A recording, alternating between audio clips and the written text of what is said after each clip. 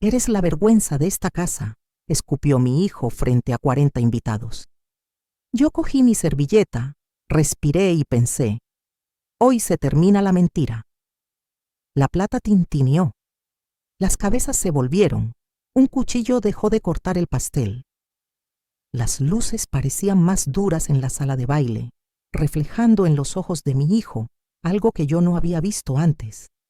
Desprecio heredado, practicado como un acto público. La mujer a su lado sonrió como si hubiera ganado una carrera. Mi nuera aplaudía con las uñas clavadas en la palma de la mano. Yo sentí la sangre retirarse de mis pies, pero no el calor de la vergüenza. El impulso fue otro, antiguo y frío, como si la casa reconociera una deuda que llevaba años guardada. Suscríbete para más historias. La música se detuvo con un chirrido del violín. Los invitados, que unos segundos antes reían entre brindis, ahora murmuraban en una corriente de cuchicheos que me atravesaba como agujas. Álvaro, mi hijo, se mantuvo erguido junto a su esposa, Clara, su rostro endurecido en un gesto que parecía ensayado. «No sé por qué insistes en estar aquí, mamá», dijo, proyectando la voz hacia las mesas, como si estuviera recitando un guión. «Porque soy tu madre», respondí, la voz más firme de lo que sentía por dentro. Clara soltó una risa breve, cruel. Madre de nombre, tal vez. De ejemplo, nunca. Un murmullo de aprobación corrió por un rincón de la sala. Era la mesa de Raúl, mi hermano mayor. Estaba ahí, inclinándose hacia adelante con los ojos brillando como brasas. Yo sabía lo que significaba. Llevaba meses alimentando ese fuego contra mí, y ahora celebraba que mi propio hijo repitiera sus palabras. El maître, nervioso, se acercó a mí con un gesto contenido. «¿Desea retirarse, señora?», me susurró, como quien ofrece una salida antes de que la vergüenza se convierta en espectáculo. Pero no. Me quedé de pie, apretando la servilleta entre los dedos. Las lágrimas que amenazaban con brotar no eran de dolor, sino de furia contenida. La sala parecía una caverna con ecos interminables. «¿Vergüenza de qué?», pregunté en voz baja pero clara. Álvaro bajó un segundo la mirada, apenas un parpadeo como si dudara. Pero Clara le apretó la mano con tanta fuerza que sus nudillos se pusieron blancos. Él alzó de nuevo la barbilla. «De tu forma de vivir, de tus decisiones, de arrastrar el apellido». Algunas mujeres en la mesa de atrás agitaron los abanicos, incapaces de sostener la tensión. Un invitado toseó para romper el silencio. Yo observé a todos. Cada mirada que evitaba la mía, cada boca torcida en un gesto de falsa compasión. Era un tribunal disfrazado de celebración. Me senté despacio, como si ese movimiento fuera una declaración de guerra. La silla crujió.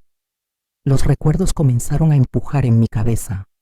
Noches de trabajo hasta el amanecer para pagarle los estudios, comidas saltadas para que él nunca conociera el hambre, silencios tragados para que creyera en un hogar unido.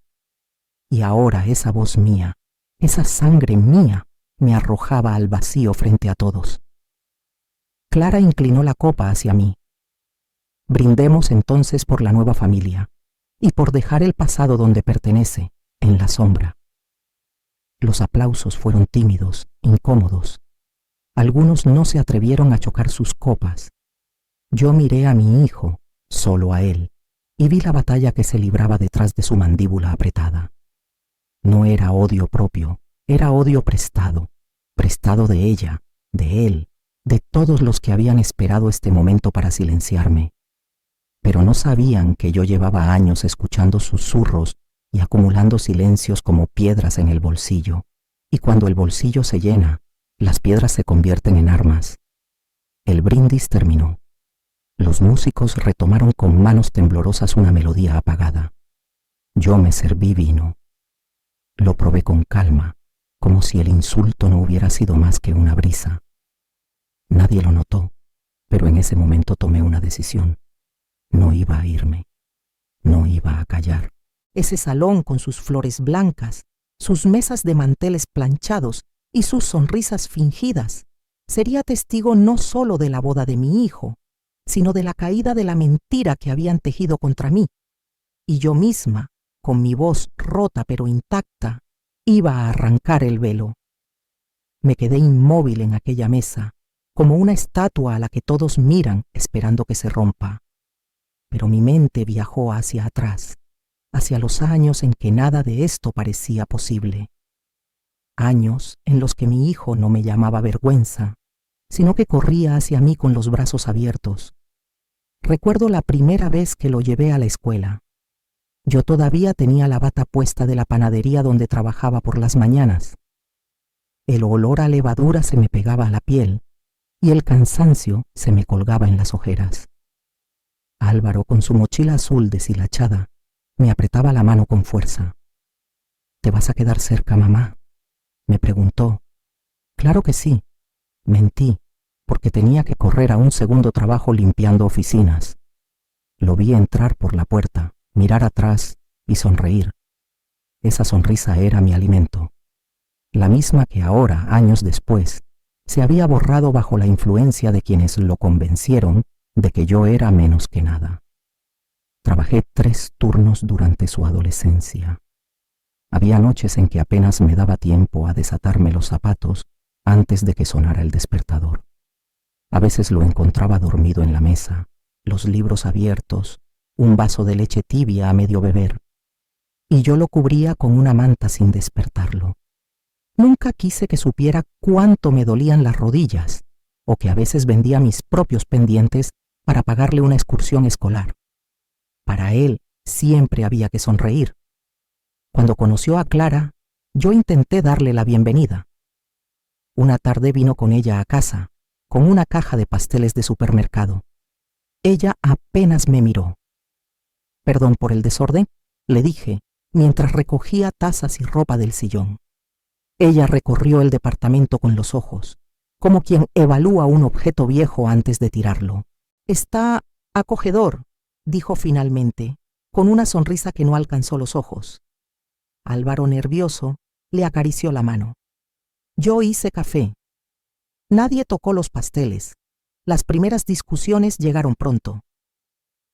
Mamá, no hables tanto de tu trabajo delante de Clara, me dijo él una noche después de cenar. ¿Por qué?, pregunté sorprendida. Es que te haces ver como si fueras menos, y no quiero que piense eso. Me quedé callada. No le dije que quien realmente me hacía sentir menos era ella, con sus comentarios disfrazados de cortesía. Álvaro me contó que nunca viajaste al extranjero. ¿No has pensado en mudarte a un lugar más moderno? Yo sonreía, pero por dentro cada palabra se clavaba como un alfiler. Raúl, mi hermano, no tardó en unirse al coro. Él nunca perdonó que yo heredara la casa de mamá, aunque la había cuidado hasta el último día. En una comida familiar, con Clara al lado, lanzó la primera flecha. Siempre fuiste la oveja rara, Marta. Te fuiste cuando papá enfermó, ¿recuerdas? Álvaro me miró confundido. ¿Es cierto, mamá? Yo abrí la boca para responder, pero Clara se adelantó con una voz suave, como quien quiere aclarar. No pasa nada, Álvaro. Todos tenemos un pasado. El silencio se volvió insoportable. Sentí que el suelo se movía bajo mis pies, como si la historia misma se estuviera reescribiendo frente a los ojos de mi hijo. Esa noche lloré sola, sin hacer ruido. Me mordí los labios hasta sangrar para no despertar a nadie, porque el dolor no era que me juzgaran, era que él empezaba a creerles. Los años siguientes fueron un desfile de pequeñas humillaciones. Cumpleaños en los que ya no me pedía que horneara su pastel, porque Clara conoce una pastelería mejor. Reuniones en las que yo quedaba relegada a un rincón, escuchando cómo discutían planes de futuro sin incluirme. Y lo peor, las llamadas cada vez más escasas. Estoy ocupado, mamá. Clara dice que entiendas. Yo entendía demasiado.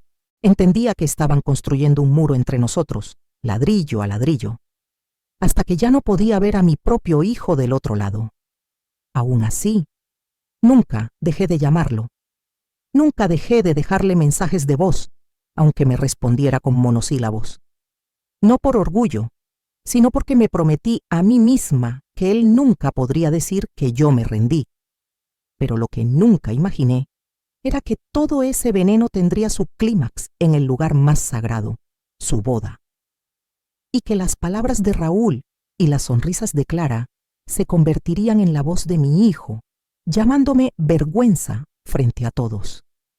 En ese instante comprendí algo. Si yo no defendía mi verdad, ellos seguirían escribiendo mi historia con tinta ajena. Y no lo permitiría más. No fue un golpe de un día para otro. No.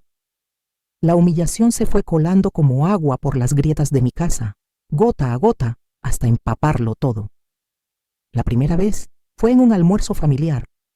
Clara había cocinado una pasta que sabía a caja de supermercado. Yo, con el instinto de madre, llevé mi guiso de siempre. Apenas puse la fuente sobre la mesa, ella se inclinó hacia Álvaro. Amor, ¿crees que está bien para los invitados?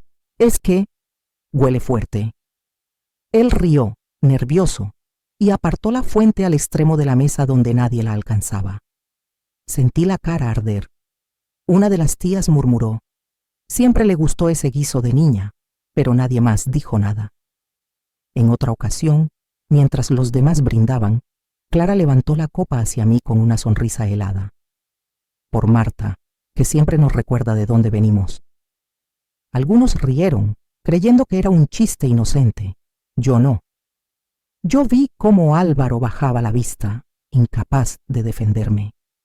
Las exclusiones empezaron poco a poco. Una Navidad recibí la llamada apenas el mismo día, cuando ya todo estaba montado en casa de ellos. Mamá, no te avisamos antes porque Clara pensó que estarías ocupada. ¿Ocupada con qué?, pregunté. Silencio. Un silencio que dolía más que cualquier insulto. Ese año cené sola, con una vela encendida y un plato de sopa que ni siquiera probé.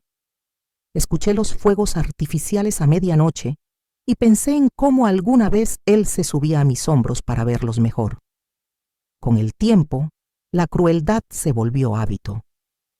Cuando me veía en la calle, Álvaro me saludaba rápido, como si yo fuera una conocida cualquiera.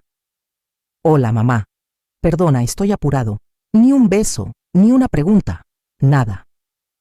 En el cumpleaños de Clara, me invitaron a última hora. Llegué con un regalo sencillo, un pañuelo bordado. Ella lo abrió, lo sostuvo apenas un segundo y lo dejó sobre la mesa como quien deja un recibo. Gracias, Marta. Muy tradicional. Un amigo de ellos rió. Parece de abuela. Todos rieron. Yo también, pero con un nudo en la garganta. Lo peor fue un día en que quise sorprender a Álvaro. Había preparado su plato favorito y fui hasta su oficina. Esperé casi una hora en recepción.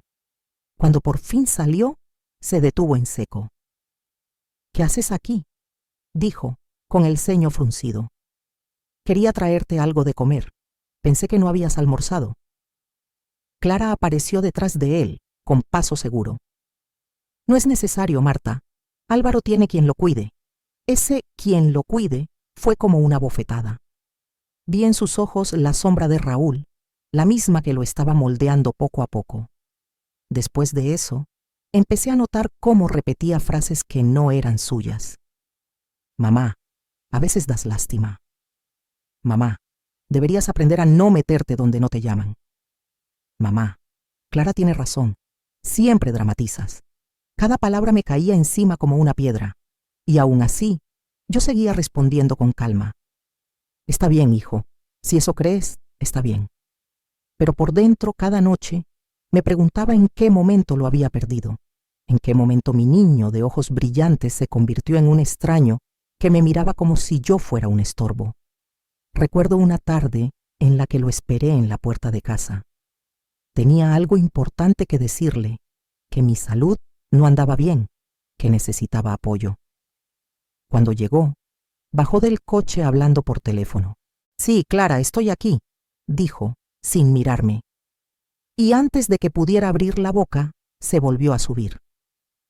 Otro día hablamos, mamá. Se fue sin escucharme. Me quedé con las palabras atragantadas, viendo las luces traseras desaparecer en la avenida. Yo sabía que algo más había detrás, que ese cambio no era solo desamor, sino veneno que alguien le daba día a día. Lo sentía en la forma en que me miraba, en las frases calcadas de otras bocas. Y aunque me desangraba por dentro, decidí esperar. Porque si algo me enseñó la vida, es que la verdad, aunque tarde, siempre encuentra un camino. No todo eran cuchillos escondidos en sonrisas. En medio de la tormenta, hubo voces que aún me reconocían como la mujer que siempre fui. Voces pequeñas, pero firmes, que me dieron fuerza cuando estaba a punto de caer. Una de ellas fue Rosa, mi vecina de toda la vida. Una mujer de manos ásperas por la costura y ojos que lo ven todo desde detrás de las cortinas. Una tarde, mientras barría la vereda, me llamó en voz baja. Marta, ven un momento.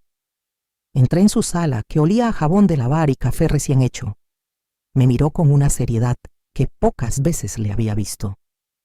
No te dejes aplastar, ¿me oyes? He escuchado cosas. Clara habla demasiado cuando cree que nadie la escucha. ¿Qué dices, Rosa? Pregunté desconcertada. Que anda diciendo que tu casa es un estorbo, que Álvaro debería venderla y comprar algo más digno. Y que tú, hizo una pausa, que tú eres un peso muerto. Sentí un puñal helado en el estómago. Rosa me tocó el brazo con fuerza. Yo sé quién eres. Tú criaste sola a ese muchacho y lo sacaste adelante. Pero ellos lo están envenenando. Asentí en silencio, con un nudo en la garganta. No era solo mi imaginación. El veneno existía y ya corría por las venas de mi hijo. Unos días después, recibí la visita de Carmen, una amiga de la infancia con la que apenas hablaba. Llegó sin avisar con un sobre en la mano. Marta, no puedo quedarme callada. Trabajo en la notaría donde Raúl suele aparecer, y no sé qué trama, pero he visto papeles con tu nombre. Me mostró el sobre, copias de documentos de propiedad, papeles alterados, firmas que parecían mías, pero no lo eran. ¿Lo ves? Susurró. Están preparando algo para dejarte sin nada. Me faltó el aire. El piso se movió bajo mis pies. Carmen me sostuvo de los hombros.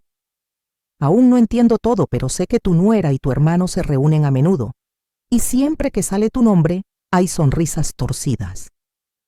Ese mismo día, en el mercado, otra señal apareció. Una vendedora me detuvo.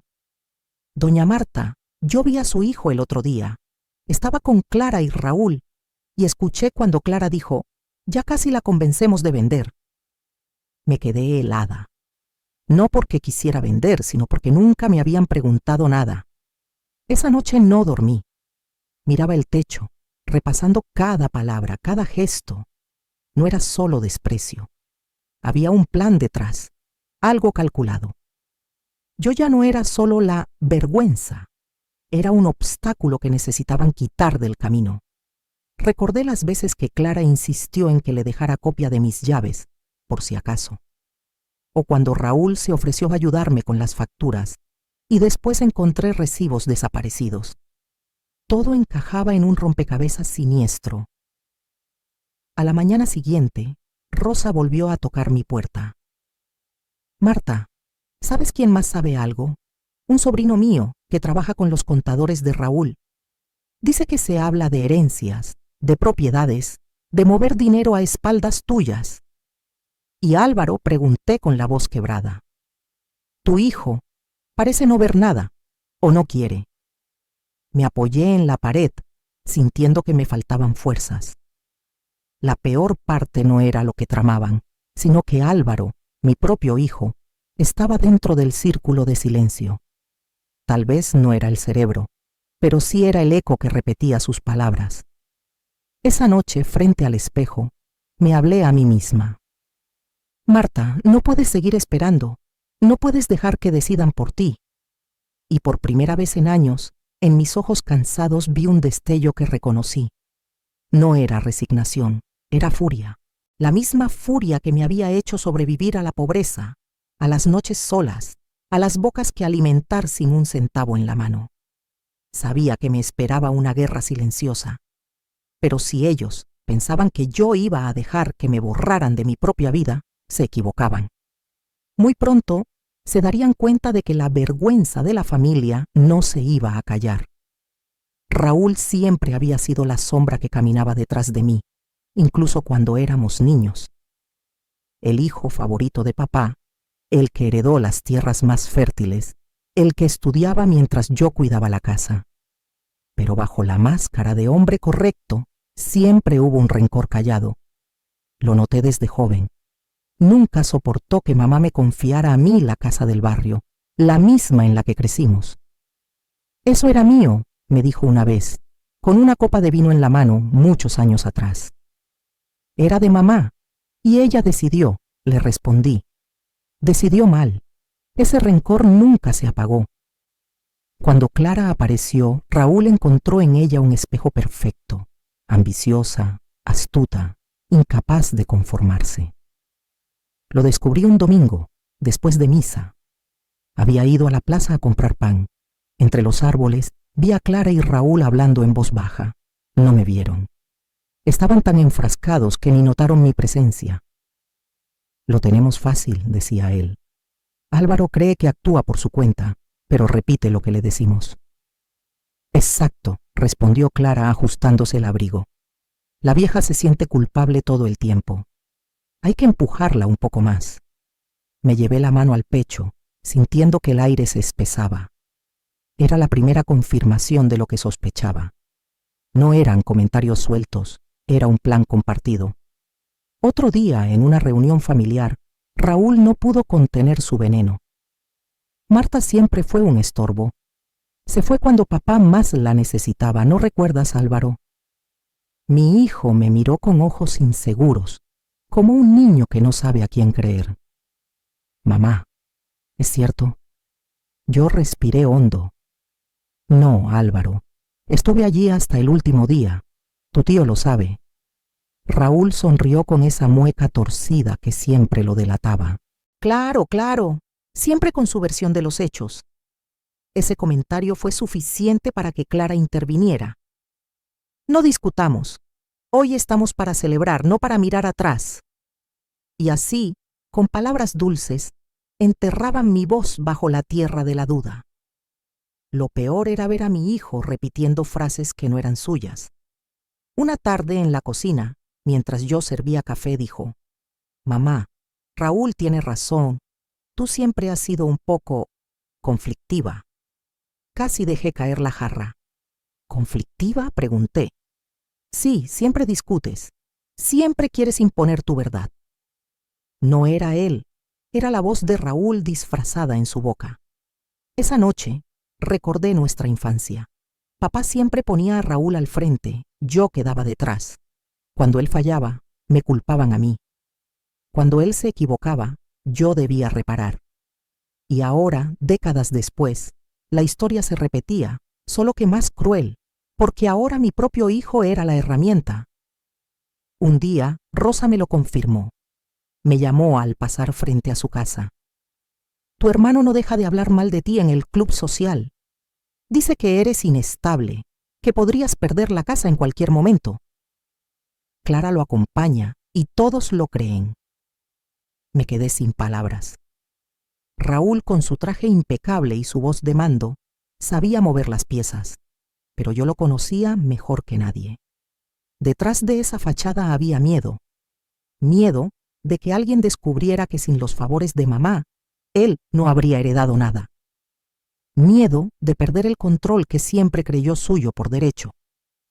Una noche, al cruzarnos en el pasillo de la boda durante los preparativos, me lo dijo sin rodeos. Tarde o temprano, Marta, vas a quedarte sola. No por lo que hiciste, sino por lo que eres. ¿Y qué soy, Raúl?, le pregunté mirándolo a los ojos. Un error que mamá nunca debió cometer. Sentí el golpe en el pecho, pero no aparté la mirada. Él sonrió. seguro de su victoria. No sabía que esas palabras serían la semilla de su caída, porque en ese instante juré que jamás volvería a callar, ni a permitir que la voz de mi hermano dictara la historia de mi vida. La desconfianza se volvió mi sombra. Cada gesto de Clara, cada palabra de Raúl, cada silencio de Álvaro, se transformaba en piezas de un rompecabezas que me pedía ser armado. Y yo, cansada de soportar humillaciones en silencio, comencé a observar. Todo empezó una tarde en que entré en la casa de mi hijo para dejarle un obsequio. Clara no estaba, o al menos eso pensé. Sobre la mesa del comedor vi un sobre abierto. Era una factura de notaría con el nombre de Raúl escrito a mano en la esquina. Lo tomé apenas un segundo, lo suficiente para ver que hablaba de escrituras, de ajustes patrimoniales, y mi nombre aparecía al final. En ese momento escuché el sonido de tacones. Clara entró con una bolsa de compras.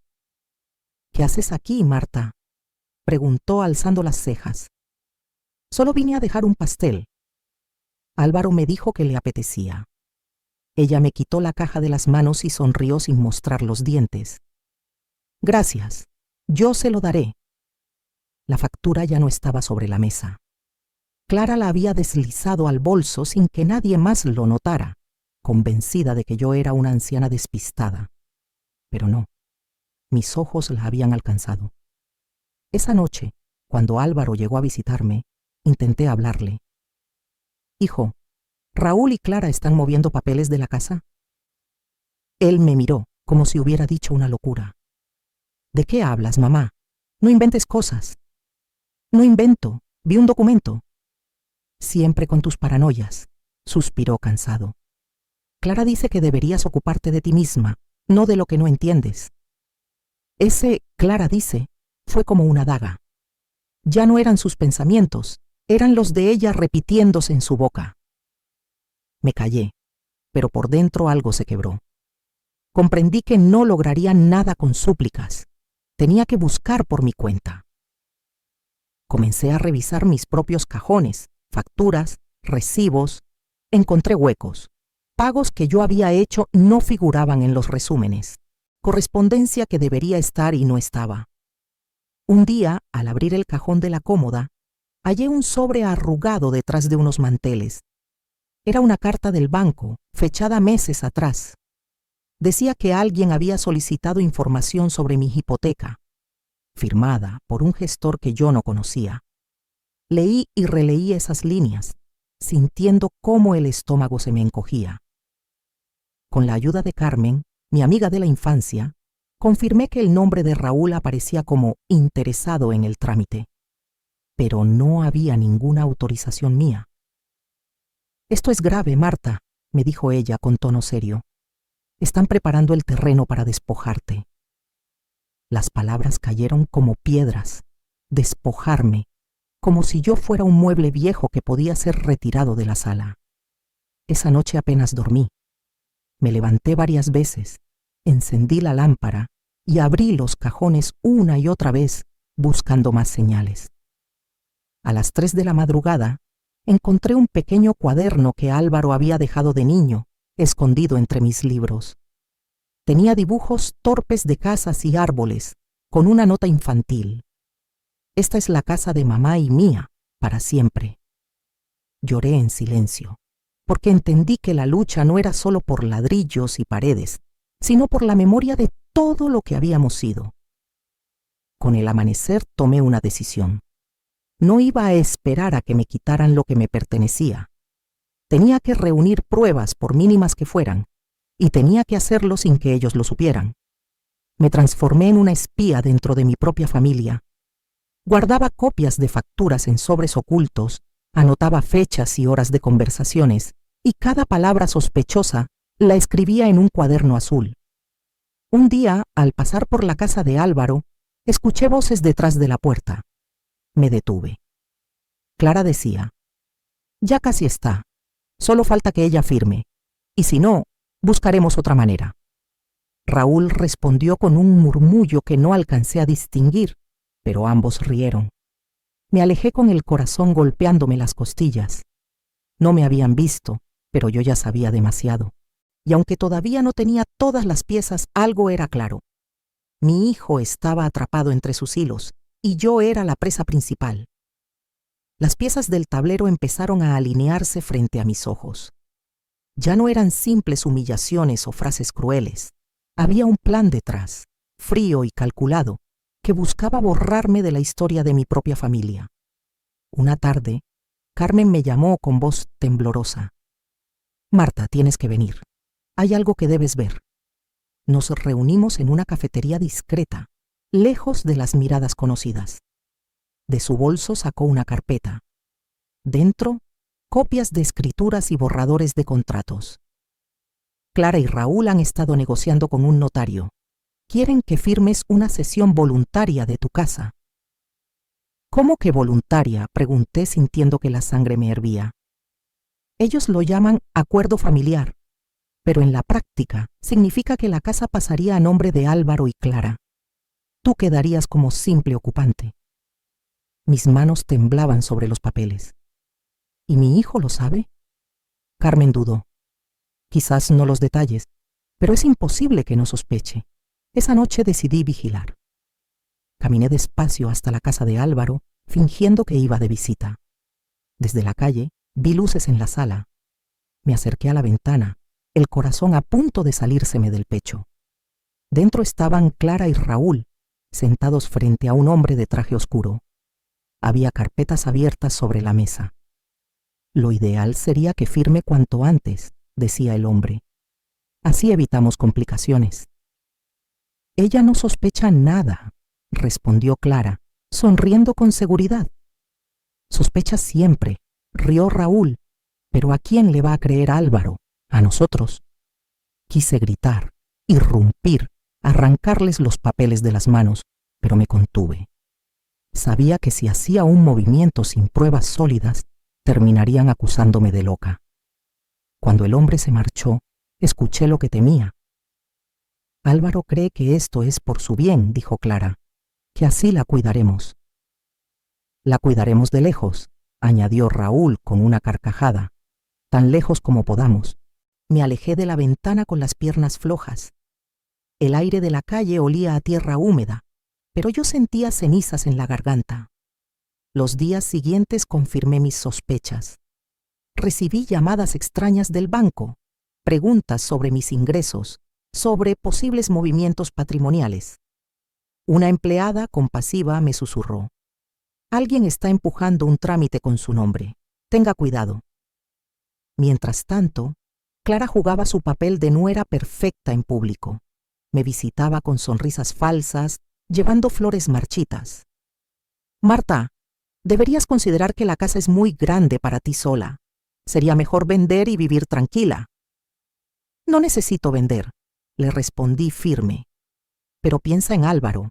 Necesita estabilidad. ¿Y tú? Bueno, ya no estás para tanto». Sus palabras eran miel envenenada. Raúl, en cambio, era más directo. En una reunión familiar, delante de todos, soltó: «Marta se aferra a paredes viejas. Debería pensar en el futuro y dejar de estorbar». Algunos rieron incómodos, otros bajaron la vista. Álvaro no dijo nada. Ese silencio fue más doloroso que cualquier insulto. Sabía que estaban empujando para arrinconarme, para que yo misma cediera, firmara, aceptara. Pero yo no era ingenua, ya no. Esa noche escribí en mi cuaderno azul: «No firmaré, no cederé, buscaré pruebas, y cuando llegue el momento hablaré». Porque entendí algo que ellos no. Yo había pasado media vida sobreviviendo a la pobreza, a la soledad y a la indiferencia, y si algo sabía hacer, era resistir. Lo que no sabían Clara y Raúl era que cada sonrisa suya, cada mentira susurrada, cada documento que intentaban esconder, me acercaba más al día en que todo saldría a la luz. La reunión fue en la casa de Raúl como siempre. Un almuerzo de domingo que parecía inofensivo, pero que pronto se convirtió en otro escenario de juicio disfrazado de familia. La mesa estaba repleta: carnes, ensaladas, copas alineadas. Clara se paseaba como anfitriona, aunque no era su casa. Raúl presidía con el pecho inflado y Álvaro, mi hijo, se acomodaba a su lado, como si buscara aprobación en cada gesto. Yo llevé un pastel de manzana, la receta que siempre había sido el orgullo de la familia. Lo puse sobre la mesa con cuidado. Clara lo miró apenas y sonrió. ¡Qué detalle! Aunque Raúl encargó un postre más profesional. El silencio fue inmediato. Alguien carraspeó, otro movió la silla. Raúl intervino con tono burlón. Marta, siempre con sus cosas de antes.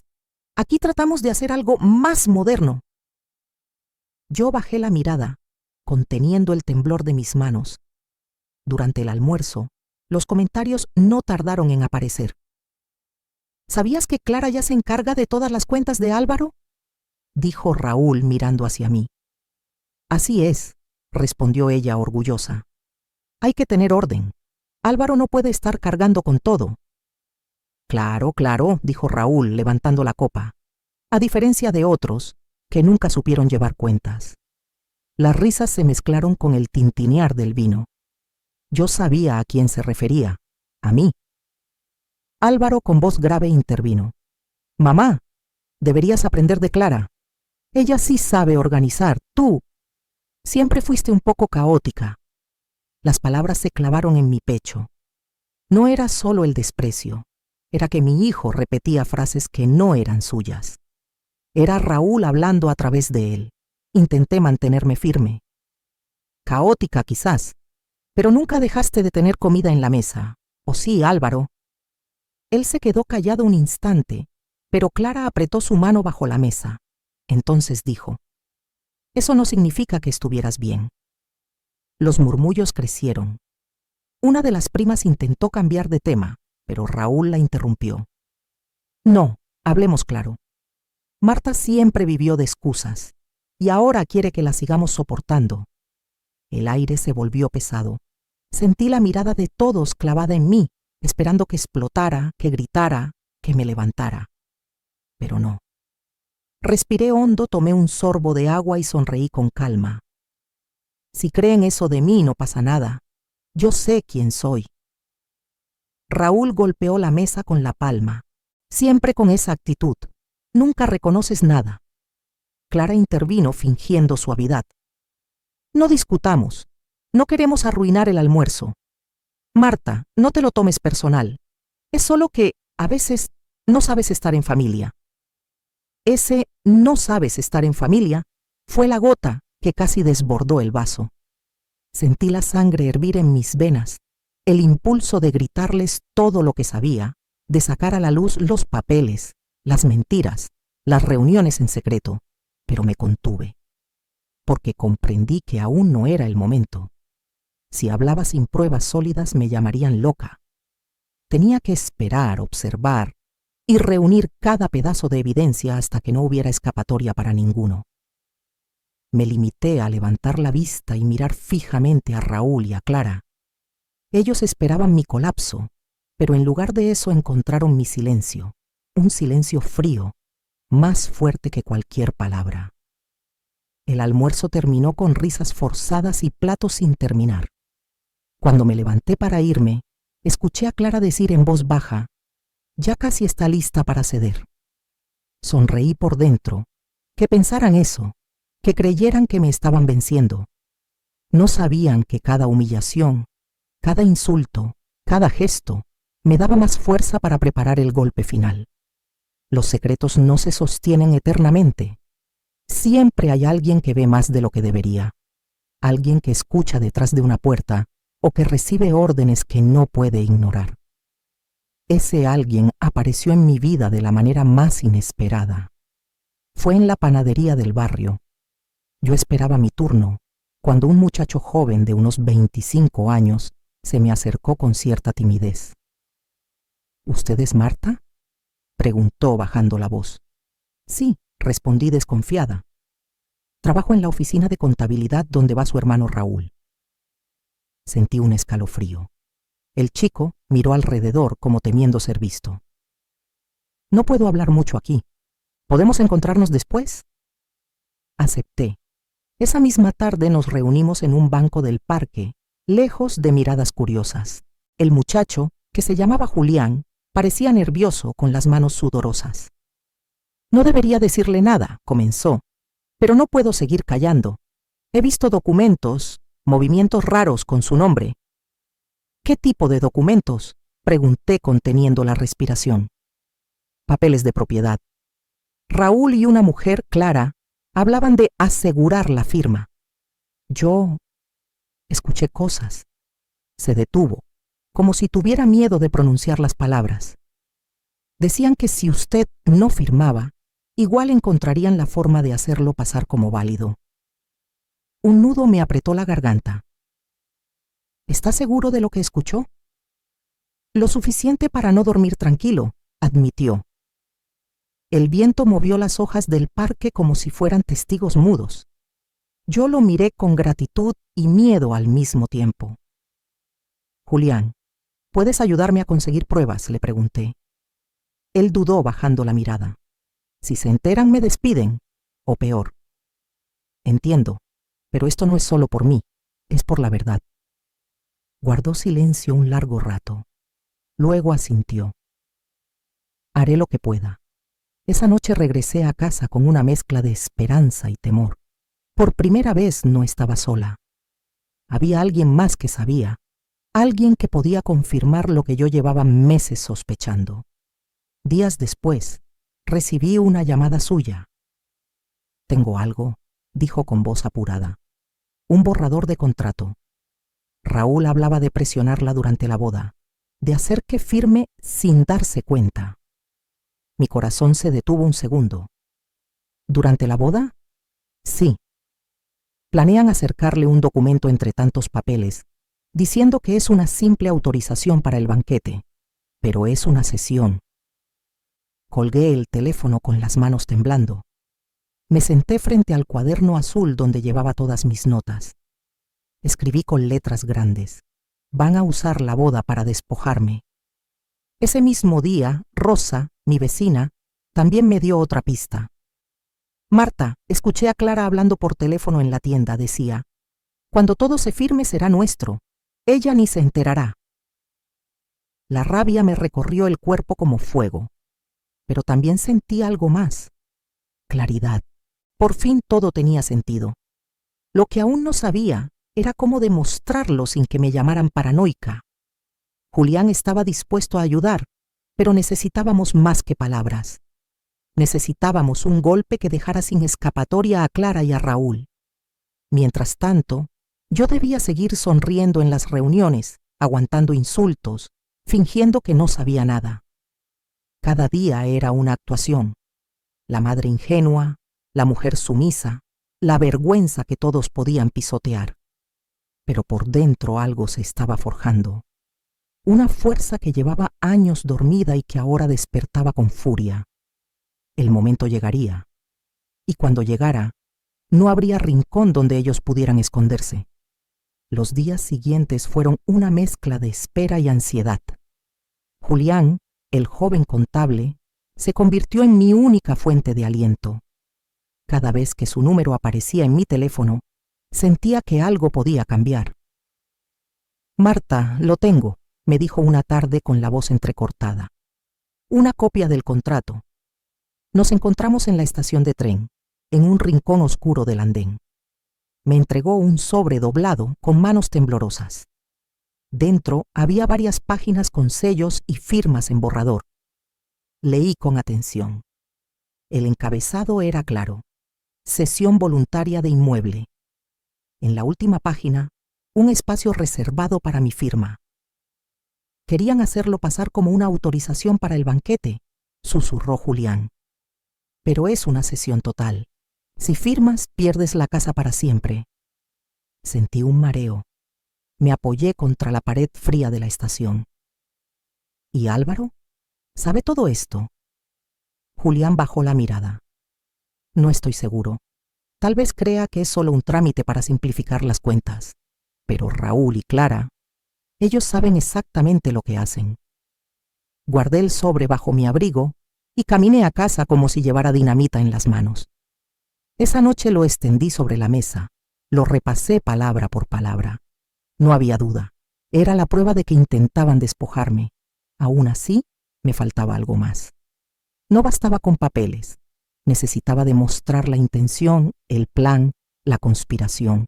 La oportunidad llegó por accidente.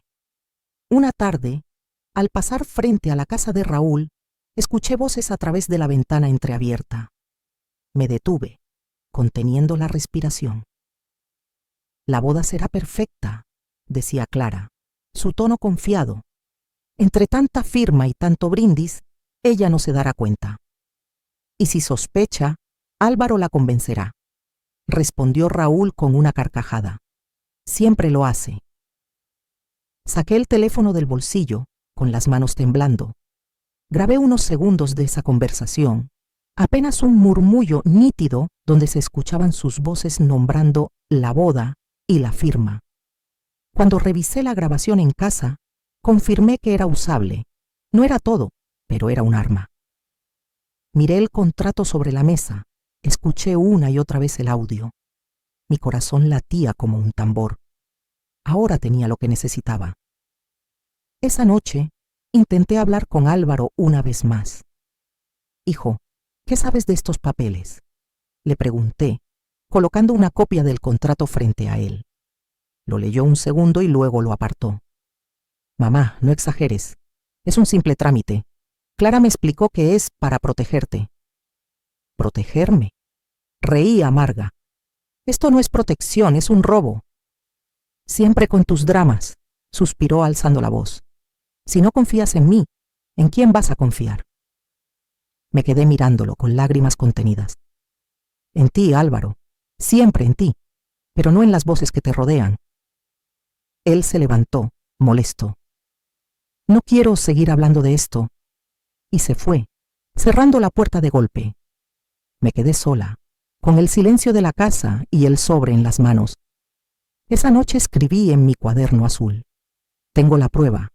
Ahora debo elegir cuándo mostrarla. El dilema me quemaba por dentro. Podía usarla de inmediato, enfrentar a Clara y Raúl en privado, exigir que me dejaran en paz. O podía esperar a la boda, al momento en que intentaran humillarme de nuevo, y entonces exponerlos frente a todos. El riesgo era enorme. Si me equivocaba, si no lograba sostener la verdad en público, me destrozarían. Pero también sentí algo dentro de mí, una voz clara, firme, que no había escuchado en años. La verdad no sirve en la sombra. La verdad se dice donde todos puedan oírla. Y en ese instante supe que no podía callar. El escenario ya estaba escrito. Sería en la boda frente a todos, donde la mentira caería como un castillo de cartas. La semana antes de la boda fue un infierno silencioso. Los preparativos avanzaban como una maquinaria perfecta. Flores, banquete, músicos, invitados de todas partes. Clara caminaba como una reina entre decoradores y proveedores, mientras Raúl supervisaba cada detalle como si el evento fuera suyo. Yo era apenas una sombra tolerada, la madre que todos fingían respetar, mientras se susurraba que era incómoda. Pero dentro de mí se libraba una batalla. Tenía las pruebas en mis manos, el contrato, la grabación, y sin embargo, la pregunta me devoraba. ¿Era capaz de lanzarlo todo sobre la mesa frente a cientos de personas? ¿Podría resistir la vergüenza, las dudas, la reacción de mi propio hijo? Una noche, Rosa vino a visitarme. Traía pan recién hecho y ese modo suyo de mirar directo al alma. Marta, ¿ya decidiste? Tengo miedo, admití. Si hablo en la boda, puedo arruinar la vida de mi hijo. Y si callas, arruinan la tuya, respondió ella sin titubear. Sus palabras me golpearon como un balde de agua fría. Al día siguiente, Carmen me llevó a un café. Extendió una servilleta sobre la mesa y me escribió con letra firme. Verdad, justicia, dignidad. Esto es lo único que importa, me dijo. Si no lo haces, nadie más lo hará por ti. Julián, más nervioso que nunca, me llamó esa misma noche. Marta, Raúl habló otra vez. Dijo que en la boda todo quedará cerrado. La vieja ni se enterará, fueron sus palabras. ¿Puedes testificar?, pregunté con un nudo en la garganta. Si es necesario, sí, pero debo admitirlo, me aterra. Colgué con la sensación de que estaba empujando a un joven inocente a un fuego que no le correspondía. Esa madrugada, sola en mi habitación, abrí el sobre con el contrato una vez más. Lo extendí sobre la mesa como si fuera un mapa. Toqué cada palabra, cada línea, y sentí cómo la rabia me quemaba las yemas de los dedos. Luego puse a reproducir la grabación. La voz de Clara, clara y aguda, diciendo: la boda será perfecta, ella firmará. La risa de Raúl después. No pude contener las lágrimas, no de tristeza, sino de determinación. Escribí en mi cuaderno azul: el día de la boda no será su triunfo, será el mío. Imaginé la escena. Todos los invitados, las copas alzadas, Clara pavoneándose, Raúl disfrutando del espectáculo, y yo, la vergüenza, levantando la voz y mostrando lo que había querido ocultarse. El miedo me estrangulaba, sí, pero debajo del miedo había algo más fuerte: dignidad. La víspera de la boda, Rosa me abrazó con fuerza. Marta, pase lo que pase, no estás sola. Carmen me entregó un bolígrafo. Por si lo necesitas para firmar algo, pero recuerda, la única firma válida es la de tu verdad. Esa noche dormí apenas unas horas. Soñé con Álvaro niño, corriendo hacia mí con los brazos abiertos, y al despertar, entendí que ese recuerdo era mi ancla. Cuando me vestí para la boda, no elegí el luto ni el gris con el que me habían querido encasillar. Elegí un vestido azul profundo, el color de mi cuaderno, el color de la memoria y de la fuerza. Al mirarme al espejo, vi arrugas, vi cansancio, pero también vi fuego en mis ojos. El mismo fuego que había sostenido una vida entera. Sabía lo que me esperaba, un campo de batalla disfrazado de celebración. Y yo iba a entrar en él con la cabeza erguida. El destino ya estaba marcado. En la boda, la verdad no solo iba a salir a la luz, iba a quemarlo todo. El salón de la boda estaba iluminado como un palacio. Candelabros brillantes, mesas cubiertas de flores blancas, invitados vestidos de gala. Yo entré con paso lento, consciente de que todos los ojos se posaban en mí. Algunos me miraban con compasión, otros con desprecio. Clara, radiante en su vestido, caminaba entre las mesas como una reina en su coronación. Raúl, a su lado, sonreía satisfecho. Álvaro me saludó con un beso rápido en la mejilla, frío, distante. «Mamá, siéntate allí», dijo, señalando una mesa en la esquina. Obedecí. El corazón me golpeaba contra las costillas, pero mis manos estaban firmes. Dentro de mi bolso, doblados con cuidado, estaban el contrato y la grabación. La ceremonia transcurrió entre discursos ensayados, promesas vacías y risas forzadas. Yo apenas escuchaba, solo esperaba el momento, y llegó más rápido de lo que imaginaba. Un camarero se acercó con un sobre en la bandeja. «Señora, necesita firmar esto», me dijo en voz baja. Lo abrí. Una hoja impresa, con letras pequeñas. En el encabezado, las mismas palabras que ya conocía: cesión voluntaria de inmueble.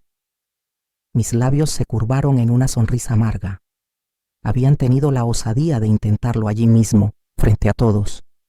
Me levanté despacio, llevando el documento en la mano. Caminé hacia el centro del salón. La música se detuvo poco a poco, los murmullos crecieron, todos me miraban. ¿Quieren que firme?, dije en voz alta, levantando el papel. Pues firmaré, pero no como esperan. Clara palideció. Raúl se puso de pie. «Marta, basta», exclamó intentando alcanzarme. Lo aparté con un gesto. Hoy todos deben saber la verdad. Saqué el contrato de mi bolso y lo levanté. Este papel que pretendían hacerme firmar no es un simple trámite, es un robo, una trampa.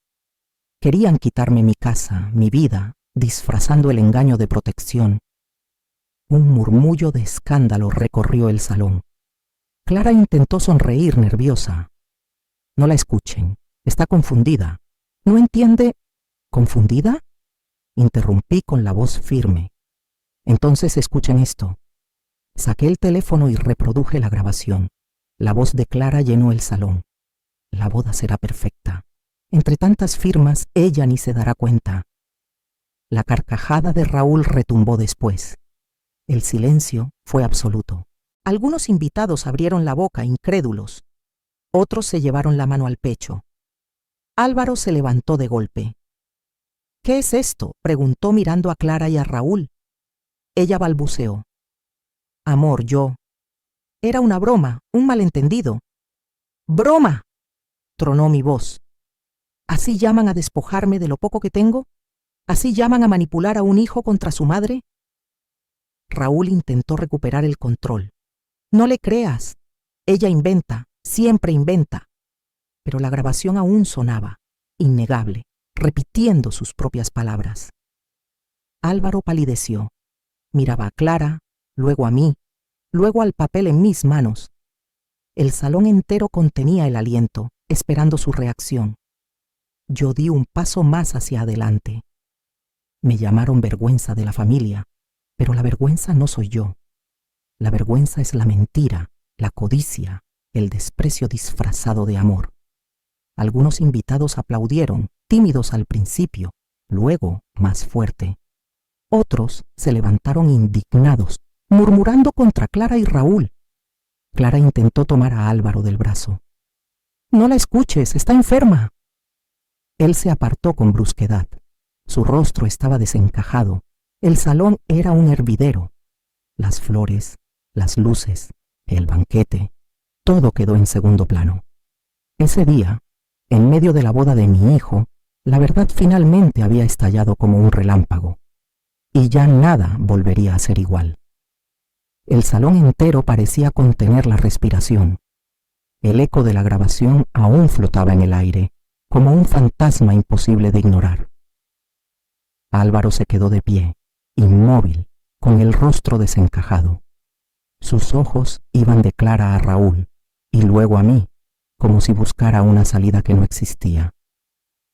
«Dime que no es verdad», le exigió a Clara con la voz quebrada. «Dime que no planeaste esto». Ella, temblando, intentó aferrarse a su mano. «Álvaro, amor, todo era por nosotros. Tu madre no entiende, es mejor que...». Él la apartó con brusquedad. «Responde». Raúl dio un paso adelante con la voz firme, intentando controlar la situación. «No te dejes manipular, sobrino. Ella siempre fue una mentirosa». «¿Mentirosa?», repliqué, mostrando el contrato al público.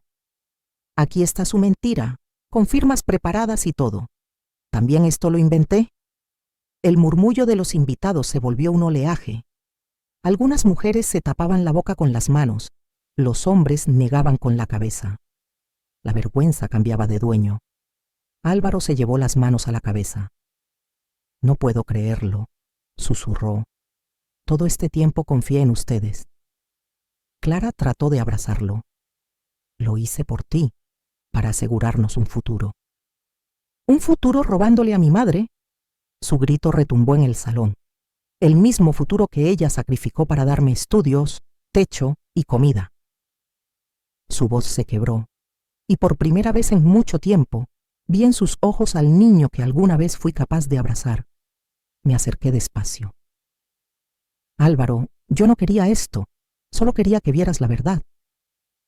Él me miró, con lágrimas contenidas. «Mamá, ¿cómo pude llamarte vergüenza?». El silencio se hizo aún más pesado. Clara, desesperada, intentó salvar lo que quedaba.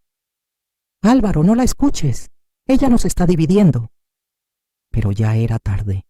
Él se apartó de ella como si la piel le quemara. «No me divides tú, mamá», dijo con voz rota. «Me dividieron ellos con sus mentiras». Raúl perdió la compostura. «Ingrato, todo lo que tienes es gracias a mí». «¿Gracias a ti?», replicó Álvaro con rabia contenida. «Gracias a ti casi pierdo a la única persona que siempre estuvo a mi lado».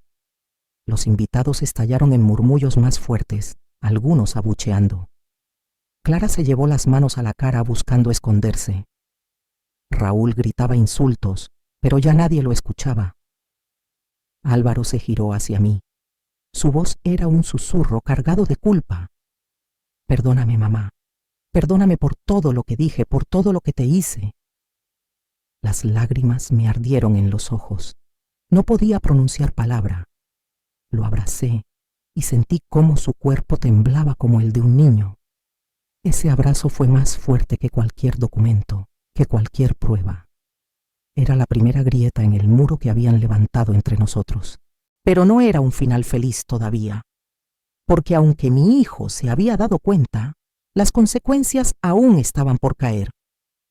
Clara lloraba a gritos, Raúl insultaba, los invitados se marchaban indignados, el banquete quedó arruinado, las flores marchitas en cuestión de minutos. Yo sabía que nada volvería a ser igual. Y también sabía que el camino que venía sería difícil. Perdonar no borra las cicatrices. Pero esa noche, en medio del desastre, recuperé algo que había creído perdido para siempre. La voz de mi hijo llamándome madre, no vergüenza. El salón quedó en ruinas emocionales. Los invitados se retiraban con pasos apresurados, murmurando entre ellos. Nadie hablaba ya de la boda, sino del escándalo. Clara, con el maquillaje corrido, gritaba que todo era un malentendido. Raúl, rojo de ira, empujaba sillas y golpeaba la mesa con el puño. Álvaro, en cambio, permanecía a mi lado, en silencio. La música había muerto. Las flores parecían marchitas de golpe. Y en medio de ese desastre, yo me sentía extrañamente tranquila. Los días siguientes confirmaron lo inevitable. Clara regresó a casa de sus padres. Raúl desapareció del club social, evitando las miradas acusadoras. El notario, al verse descubierto, rompió toda relación con ellos. La historia se regó por la ciudad como pólvora. El hijo que quiso quitarle la casa a su madre en plena boda. Y por primera vez, la vergüenza cambió de rostro. Álvaro vino a verme. No traía flores ni regalos, solo sus manos vacías y los ojos cansados. Mamá, no sé si merezco tu perdón, me dijo bajando la mirada. Dejé que me manipularan. Te lastimé con palabras que nunca debí pronunciar. Lo escuché en silencio. Luego tomé aire. No se trata de merecer, se trata de elegir. Yo elijo no odiarte, Álvaro, pero el camino del perdón no es inmediato. Tendrás que demostrar con hechos lo que tus palabras hoy prometen. Él asintió, con lágrimas en los ojos. Lo haré. Ese día lo abracé, pero fue un abrazo distinto. No de madre que protege, sino de mujer que reclama respeto. Y él lo entendió. Clara intentó llamarlo varias veces. Al principio, él contestaba con frialdad. Después dejó de atender. El matrimonio quedó suspendido en el aire, como un puente roto. Algunos decían que aún podía salvarse, pero yo lo sabía. No se puede construir un hogar sobre la mentira. Raúl, por su parte, nunca volvió a hablarme. Y yo tampoco lo busqué. Comprendí que algunas relaciones se salvan y otras deben morir para que una vida siga adelante. En mi casa, la misma que quisieron arrebatarme, el aire se sentía diferente. Abría las ventanas y el sol entraba con fuerza, iluminando las paredes. Caminaba por las habitaciones como si fueran nuevas, aunque fueran las mismas de siempre. La diferencia estaba en mí. Ya no caminaba encorvada por el miedo, sino erguida por la verdad. Una tarde, Rosa me encontró barriendo la vereda. ¿Sabes qué dicen en el barrio? Me sonrió. Que Marta nunca fue la vergüenza, que Marta es la dignidad de esta familia. Reí, con lágrimas en los ojos. No necesitaba que lo dijeran, pero escuchar esas palabras fue como un bálsamo en mi corazón. Esa noche abrí mi cuaderno azul por última vez. Escribí. Me llamaron vergüenza, pero la verdad me devolvió mi nombre. Hoy no soy víctima, soy madre, soy mujer, soy dignidad. Cerré el cuaderno y lo guardé en el cajón. No para olvidar, sino para recordar que, aunque me quisieron borrar, La verdad siempre encuentra la manera de escribirse. Y mientras apagaba la lámpara, pensé en lo que la vida me había enseñado. La familia no se mide por la sangre, sino por la lealtad. No se mide por promesas, sino por hechos. Algunos me dieron la espalda, otros me traicionaron, pero yo seguía en pie. Y eso, más que cualquier herencia o propiedad, era mi verdadera victoria.